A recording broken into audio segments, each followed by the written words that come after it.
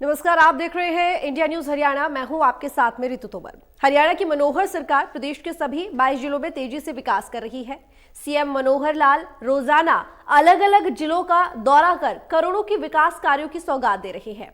मनोहर सरकार के प्रयासों से हरियाणा तेजी से प्रगति के पथ पर दौड़ रहा है। हाल ही में सीएम मनोहर लाल ने किन जिलों को विकास कार्यों की सौगात दी, इस खास कार्यक्रम में आपको बताएंगे अब किन जिलों को मनोहर सरकार ने नए विकास परियोजनाओं की सौगात दी है।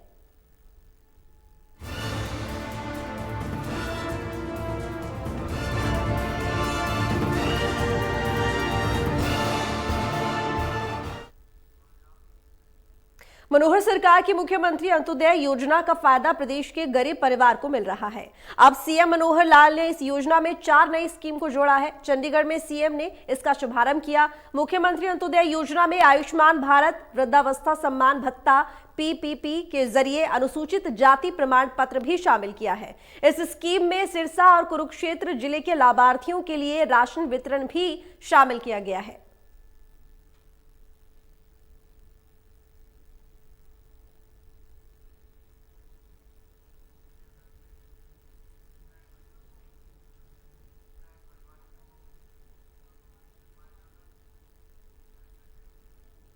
आपको विस्तार से बताते हैं कि मुख्यमंत्री अंत्योदय योजना में 4 नई स्कीम शामिल होने के बाद प्रदेश की जनता को क्या क्या मनोहर सौगात मिलेगी। तो गरीब परिवारों को मनोहर सौगात जो दी जाएगी वो है, अंत्योदय योजना में 4 नई स्कीमों को जोड़ा गया है, यानी कि 4 नई स्कीम है जिनको जोड़ा गया है। आयुष्मान भारत स्कीम, वृद्धावस्था सम्मान भत्ता भी शामिल है, पीपीपी के जरिए अनुसूचित जाति प्रमाण भत्ता, यहाँ पर प्रमाण पत्र भी इसमें शामिल है। इसके साथ ही सिरसा कुरुक्षेत्र जिले के लाभार्थियों के लिए राशन वितरण की व्यवस्था भी की गई है। मुख्यमंत्री अंत्योदय परिवार उत्थान योजना के तहत लोन का वितरण भी किया जाएगा और इसके साथ ही नए 3 लाख परिवारों को आयुष्मान भारत का लाभ भी दिया जाएगा। अभी तक करीब 10 लाख लोगों को ये लाभ मिलता था, तो 51,900 परिवारों को अंत्योदय मेले से लाभ मिला है। 50,633 परिवारों ने लोन के लिए अप्लाई कर दिया है और 11,657 परिवारों को लोन दे दिया गया है।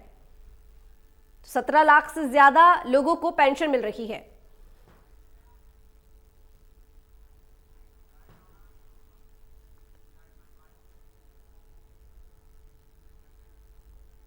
मनोहर सरकार योजनाबद्ध तरीके से गरीब परिवारों के स्तर को उठाने का प्रयास कर रही है। सीएम मनोहर लाल ने कहा कि परिवार पहचान पत्र बनाकर सबसे पहले गरीब परिवारों की जानकारी जुटाई गई है। अब सरकार घर बैठे ही बिना आवेदन बुजुर्गों की पेंशन बहाल करेगी, यानी बुढ़ापा पेंशन के लिए अब सरकारी दफ्तरों के चक्कर नहीं काटने पड़ेंगे। इसके अलावा पात्र परिवारों के राशन कार्ड भी घर घर तक सरकार पहुंचाने का काम करेगी।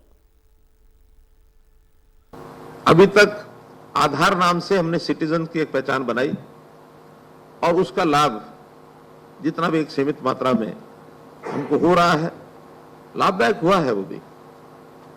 लेकिन अपनी सामाजिक व्यवस्था वो एकांगी व्यवस्था सिटीजन की अकेले की व्यवस्था नहीं है, ये व्यवस्था परिवार की व्यवस्था है और बहुत योजनाएं वो मेरी परिवार से जुड़ी हुई है, चाहे वो बीपीएल के कार्ड की व्यवस्था हो, चाहे आज हमने आयुष्मान भारत की व्यवस्था में परिवार को एक इकाई माना है, चाहे उस परिवार की आर्थिक दृष्टि को देख करके उसकी पेंशन आदि की बात हो, उसको मकान देने की बात हो, तो परिवार की टोटल स्थिति क्या है, उसमें से ये जो परिवार पहचान पत्र की व्यवस्था बनी, इस परिवार पहचान पत्र की व्यवस्था के माध्यम से एक परिवार की सामाजिक स्थिति, आर्थिक स्थिति, अन्य सब स्थितियां, परिवार का साइज, उसकी आवश्यकता है और आवश्यकताओं के साथ साथ परिवार की कोई विशेष क्षमता, ऐसी भी जानकारियां मिलेंगी तो समाज के लिए उसका भी उपयोग किया जा सकता है।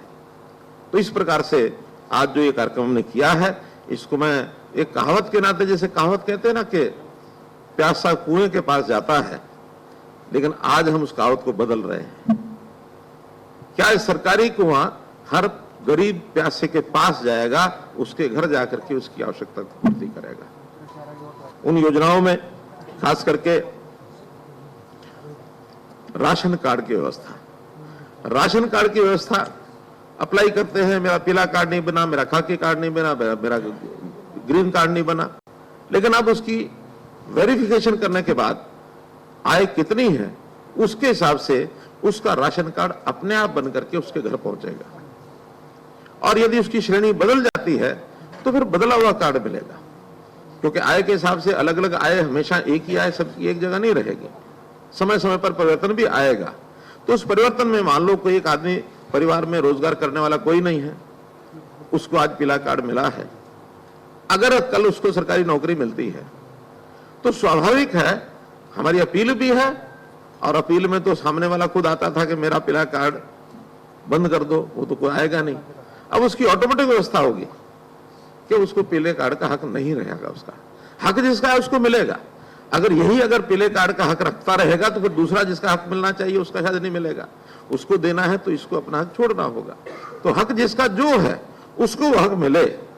इसी प्रकार ओल्ड एज पेंशन है।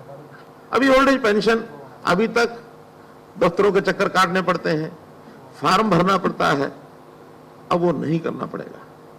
अब कोई आवेदन नहीं करना होगा और कहीं किसी दफ्तर में आना नहीं होगा। आवेदन खत्म, आना खत्म, 60 साल का हुआ और उसकी पेंशन उसकी आप जाकर के बन जाएगी। ज्यादा अब कोई एक सरकारी कर्मचारी उसके घर जाएगा, इतना जरूर पूछेगा कि आपकी 60 वर्ष की आयु हो गई है, आप पेंशन लेना चाहते हैं क्या?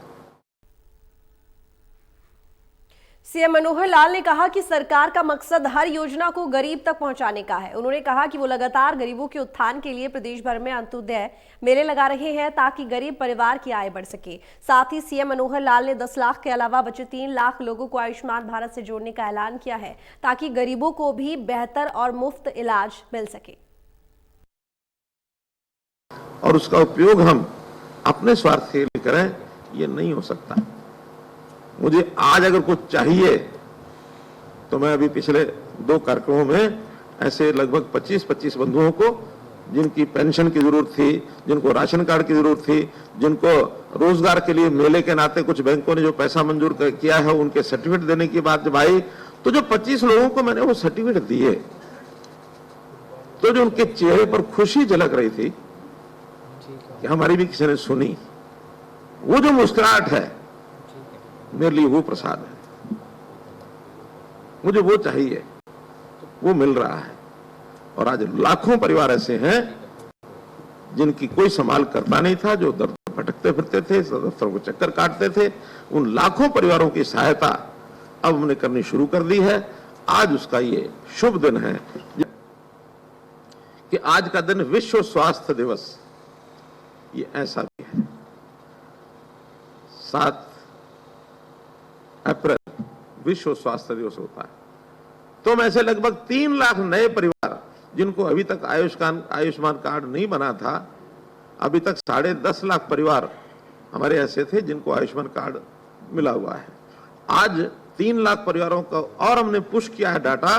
जैसा पुश करने के बाद केंद्र सरकार के उस वेबसाइट के ऊपर चढ़ेगा, उन 3 लाख परिवारों को गोल्डन कार्ड, ये जो आयुष्मान कार्ड है, ये और मिल जाएगा। तो विश्व स्वास्थ्य दिवस के दिन एक इतना बड़ा ये काम हो रहा है।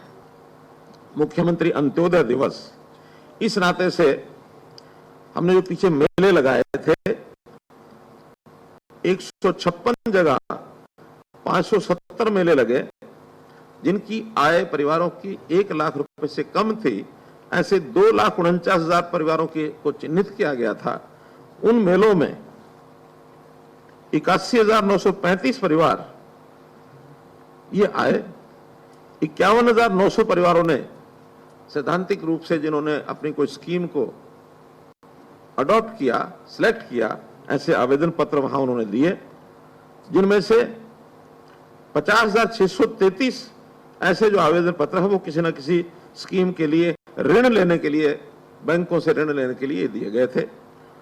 आज के दिन 11,157 परिवारों का उसमें से ऋण ये मंजूर हो चुका है, और जो अभी बैंकों के माध्यम से आज के बाद ये उनके खाते में डाल दिया जाएगा। कुछ पहले लगभग 2,000 के आसपास तो बढ़ चुका है, दिए जा चुके हैं, लेकिन बाकी जो 9,000 हैं ये आज अब वो बैंकों के माध्यम से उनके डीबीटी कार्ड।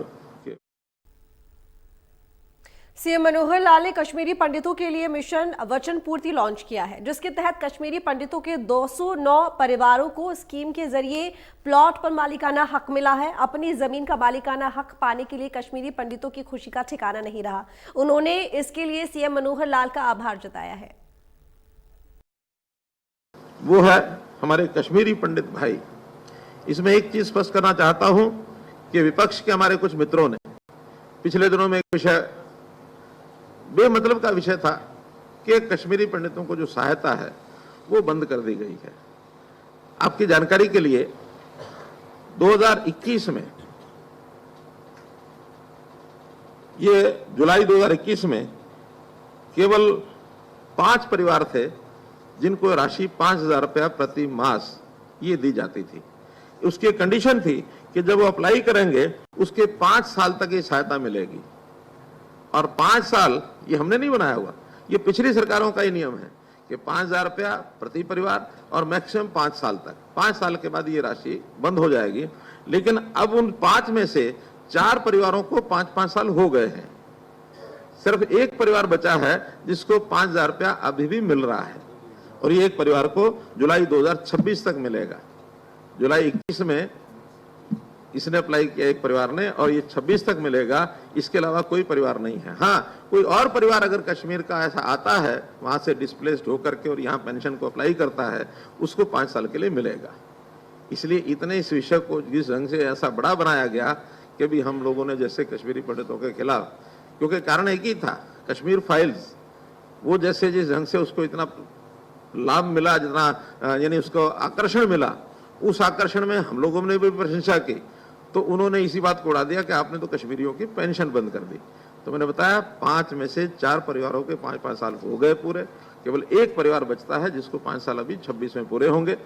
लेकिन साथ ही एक और बड़ा काम, इनके समय में यानी कांग्रेस के समय में 1991 और 1993 के बीच में जब कश्मीरी भाई हमारे यहाँ करके परिवार छोड़कर, वहां से घर परिवार छोड़ करके यहाँ आए विस्थापित होकर, उस समय इन लोगों ने कुछ जमीन खरीदी थी बहादुरगढ़ में आकर, और वो झगड़े की जमीन थी। खरीद तो उन्होंने ली, लेकिन कोई झगड़ा था, उस झगड़े के अंदर वो प्लॉट उनको मिल नहीं पाए। और 91-92 से लेकर और 2013-14 तक कोई सोल्यूशन निकला नहीं। 14 के बाद जब वो विषय हमारे पास आया, पता नहीं शायद कोर्ट में भी वो गया होगा, लेकिन जो भी उसका सोल्यूशन निकला, नहीं निकल पाया, हमने आकर के अब उसमें से 7 परिवारों को तो पहले दिया जा चुका था। 21 परिवारों ने अपनी जमीन खरीदी, और खरीद के बाद में फिर वो झगड़े वाली भले थी लेकिन उन्होंने बेच दी अपनी। 28 और 182 परिवारों को अभी हमने कल उनको अलॉटमेंट लेटर एक प्रकार से बना दिए हैं। यहाँ भी कुछ बंधु उनमें से आए हैं, तो 182 परिवारों को अब वो प्लॉट दे दिए जाएंगे। यानी एक, इसको हमने वचन पूर्ति कहा है। वचन पूर्ति यानी एक वचन दिया है कि हाँ उनको हम पूरा करेंगे, और पूरा करने के बाद उनके 184 परिवारों में से कुछ यहाँ आए हैं, उनको भी ये कार्ड जो है, ये इनके जो अधिकार, मालिकाना अधिकार, उनको उन प्लॉट्स का दिया जाए।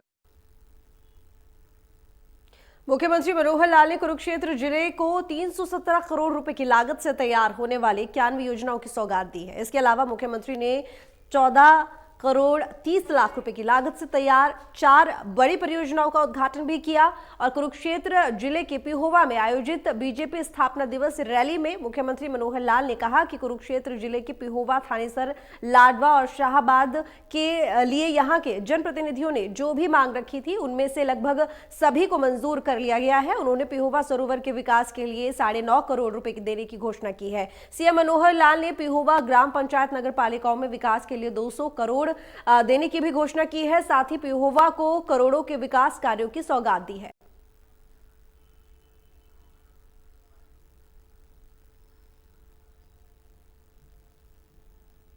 तो पिहोवा के लिए करोड़ की घोषणा, 317 करोड़ की 91 परियोजनाओं की घोषणा की गई है। ग्राम पंचायत नगर पालिकाओं में विकास के लिए 200 करोड़ रुपए का प्रावधान, 75 करोड़ की लागत से 51 सड़कों का निर्माण भी कराया जाएगा। इसके साथ ही 60 लाख की लागत से इस्माइलाबाद में पशु अस्पताल बनाया जाएगा। 50 बेड के अस्पताल में पार्किंग स्थल का निर्माण भी होगा। इसके साथ ही पिहोवा CSC में पोस्टमार्टम हाउस भी बनाया जाएगा।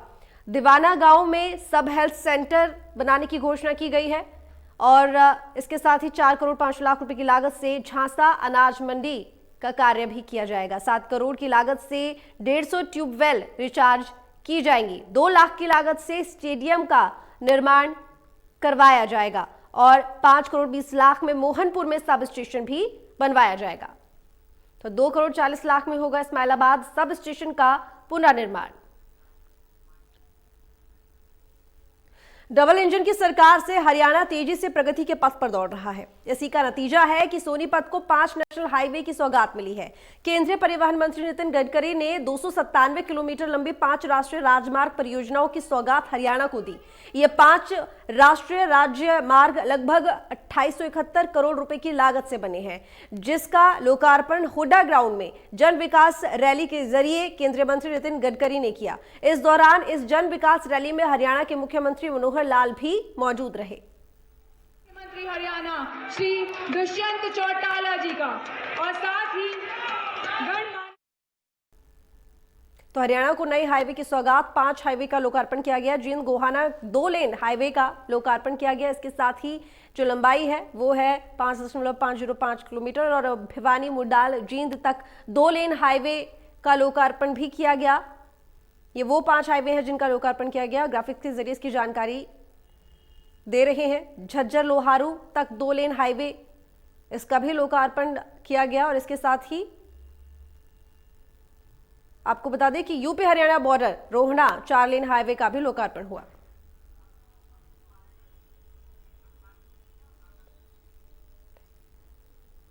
तो दिल्ली मुकरबा चौक पानीपत बहालगढ़ पानीपत 8 लेन हाईवे का लोकार्पण किया गया। इनकी लंबाई और लागत क्या है वो भी ग्राफिक्स के जरिए हम आपको लगातार बता रहे हैं। तो जींद गोहाना 2 लेन हाईवे का लोकार्पण भी हुआ। तो ये वो 5 हाईवे हैं जिनका लोकार्पण इस दौरान किया गया।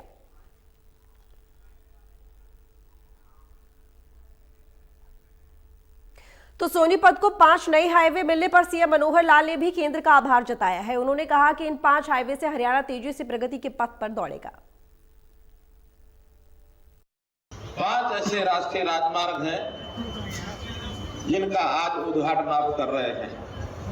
लगभग 2871 करोड़ रुपए की योजनाएं हैं और 2 योजनाएं तो ऐसी हैं, क्योंकि मैं सोनीपत यानी सभा अपनी सोनीपत है इसलिए उस ओर इशारा कर रहा हूं। एक तो रोहना से लेकर के यूपी बॉर्डर तक ये जो हाईवे बना है इसका सीधा सीधा लाभ इस इलाके के लोगों को होगा। और इसी प्रकार से जो नेशनल हाईवे बहालगढ़ से पानीपत तक ये भी बनकर तैयार हो गया है। 8 लेन ये बना है, इसका लाभ भी सीधा सीधा हम लोगों को है। इसके अतिरिक्त झज्जर से लोहारू, जींद से गोहाना, जींद से भिवानी, ये ऐसे सब राजमार्ग हैं जिनका आज आपके हाथों से और ये शुरुआत हो रही है। भाइयों बहनों, जितना हमारा नेटवर्क ये मजबूत होगा उतना ही इस देश के अंदर, इस प्रदेश के अंदर हमारे उद्योग को राहत मिलेगी, उद्योग आगे बढ़ेगा, साथ साथ रोजगार आगे बढ़ेगा, प्रदेश की आर्थिक उन्नति होगी। तो इस नाते से इन सारे नेशनल हाईवेज के नेटवर्क का जितना लाभ हमको हो रहा है, 17 नेशनल हाईवेज ऐसे आपने घोषित किए और उन सब नेशनल हाईवेज में से मात्र 5 या 6 बाकी बचे हैं, बाकी सब पूरे हो गए हैं। हमारा हर जिला केंद्र अब नेशनल हाईवे के साथ किसी न किसी रूप में जुड़ गया है, हर एक जिला जुड़ गया है। हमारे इस नेशनल हाईवे में यानी बहुत बड़ा, जिसको एक्सप्रेस हाईवे में कहता हूं, जो सोनीपत के ही यहां से शुरू होगा और अमृतसर कटरा, ये एक्सप्रेस वे जब बनेगा तो हरियाणा के बीचों बीच इसका एक बहुत बड़ा लाभ। सीएम मनोहर लाल ने कहा कि अब किसी न किसी रूप में प्रदेश का हर जिला हाईवे से जुड़ गया है। उन्होंने केंद्रीय मंत्री नितिन गडकरी से रेलवे क्रॉसिंग के लिए प्रदेश भर में आरओबी और रेलवे अंडरपास बनाने की अपील की है। इसके साथ ही कहा कि केंद्र सरकार के साथ सबसे पहले हरियाणा में पौर टैक्सी आए, इसके लिए हम तैयार हैं। उसके अलावा जो रेलवे क्रॉसिंग्स हैं, खास करके हमारे शहरों के अंदर, कस्बों के अंदर जहां रेलवे लाइन निकलती है, कई जगह पर तो रेलवे ओवरब्रिज इसकी फिजिबिलिटी बनती है, कहीं कहीं ओवरब्रिज की नहीं बनती है तो रेलवे अंडरब्रिज बनती है, आरयूबी आरओबी।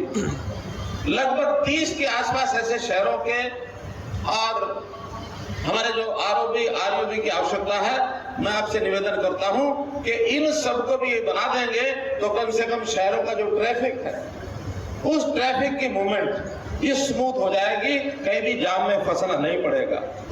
तो इतनी तीव्र गति की ये सब सड़कें जो बनेगी, एक जो हरियाणा का एक और मार्ग इस्माइलाबाद से लेकर और नांगल चौधरी जो जयपुर हाईवे के अंदर जाके मिला है, वो भी ट्रांस हरियाणा ये हाईवे पूरे हरियाणा में प्रगति के रास्ते खोलेगा।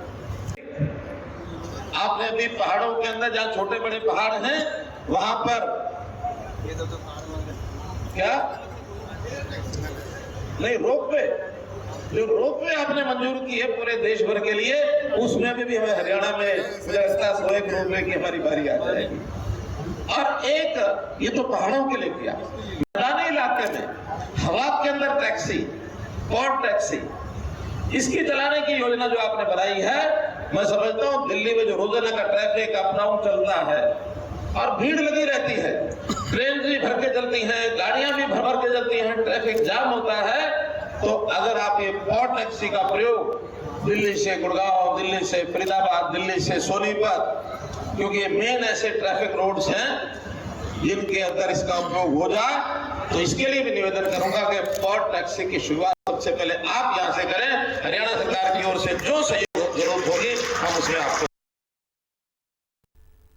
तो हरियाणा की मनोहर सरकार बिना भेदभाव प्रदेश के हर जिले का तेजी के साथ विकास कर रही है। जींद दौरे पर पहुंचे सीएम मनोहर लाल ने जिले को करोड़ों के विकास कार्यों की सौगात दी है। सफीदों की पुरानी अनाज मंडी में आयोजित रैली में मुख्यमंत्री मनोहर लाल ने 226 करोड़ रुपए की 92 विकास परियोजनाओं की घोषणा की। इसके अलावा 50 बेड का पैरामेडिकल कॉलेज का निर्माण भी करवाया जाएगा। वहीं करीब 27 करोड़ रुपए से जींद सफीदों मार्ग को 7 मीटर से 10 मीटर चौड़ा किया जाएगा। ये परियोजना 226 करोड़ रुपए में शामिल है।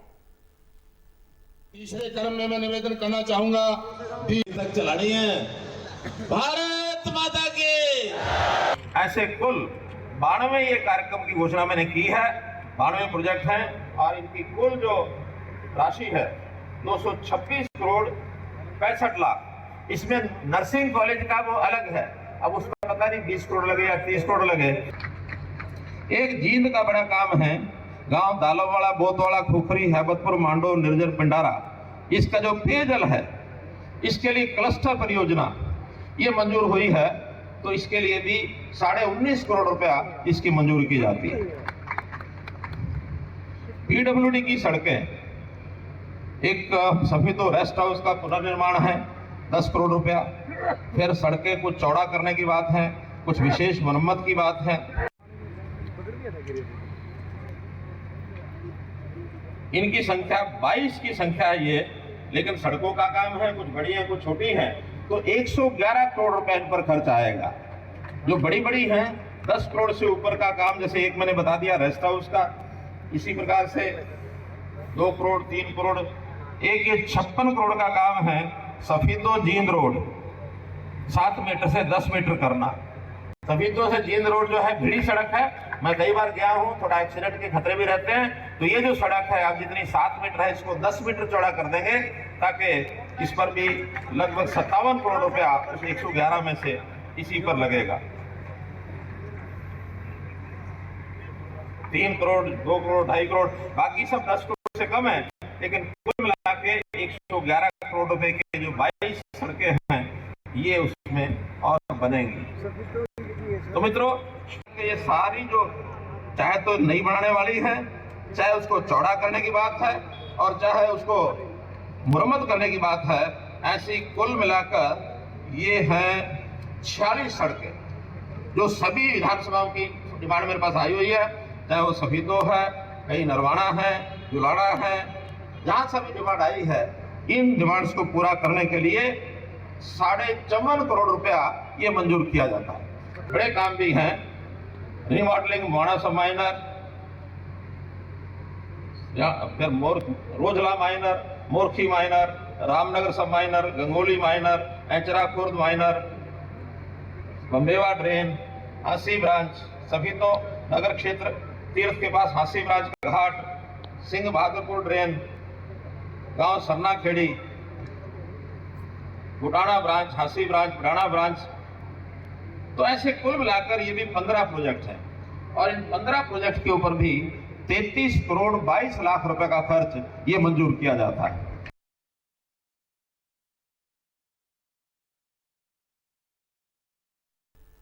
सोनीपत को करोड़ों के विकास कार्यों की सौगात मिली है। सीएम मनोहर लाल ने सोनीपत में जीवीएम गर्ल्स कॉलेज में बने ऑडिटोरियम का उद्घाटन किया। ऑडिटोरियम के लिए 21 लाख रुपए देने की घोषणा की और कहा कि भ्रूण हत्या समाज पर कलंक है। मुख्यमंत्री मनोहर लाल ने कहा कि इस सभागार का नाम इंद्रधनुष रखा गया है। जैसे इंद्रधनुष अलग अलग रंगों को बिखेरते हुए एक सुंदर आभा बनाता है, वैसे ही यहाँ की छात्राएं पढ़ाई करके उसी तेज और आभा का प्रतीक बनकर समाज में आगे बढ़ेगी। सोनीपत के सांसद रमेश चंद्र कौशिक और राय के विधायक जो ये सभागार का उद्घाटन हुआ है, मैं आपको बहुत बहुत शुभकामना देता हूं, बहुत बहुत बधाई देता हूं। महिला शिक्षा अपने आप में बहुत प्राथमिकता का विषय रहा है। हमारे देश के बहुत नेता, बहुत ऐसे संगठन आज से नहीं वर्षों से महिला शिक्षा को आगे बढ़ाने के लिए लगातार प्रयत्न कर रहे हैं। ऋषियों मुनियों ने भी महिला शिक्षा के ऊपर बहुत ध्यान दिया है। हम भी हरियाणा सरकार के नाते से हर संभव प्रयत्न करते हैं कि महिलाओं की शिक्षा कैसे आगे बढ़ाया जाए। जब क्षेत्र में कॉलेज की संख्या की कमी लगी तो मैंने एक नीति बनाई कि प्रदेश के हर 20 किलोमीटर के अंदर एक कॉलेज जरूर होगा, ताकि हमारी बेटियों को 10 किलोमीटर से ज्यादा चल करके ना जाना पड़े। हमने लगभग 150 नए कॉलेज खोले पिछले 7 वर्षों में और इसमें भी आधे से ज्यादा केवल महिलाओं के हैं, बाकी सब कोविड भी हैं। तो महिला शिक्षा, इसके लिए हम आगे बढ़ रहे हैं। तो फिलहाल इस बुलेटिन में इतना ही। देखते रहिए इंडिया न्यूज़ हरियाणा।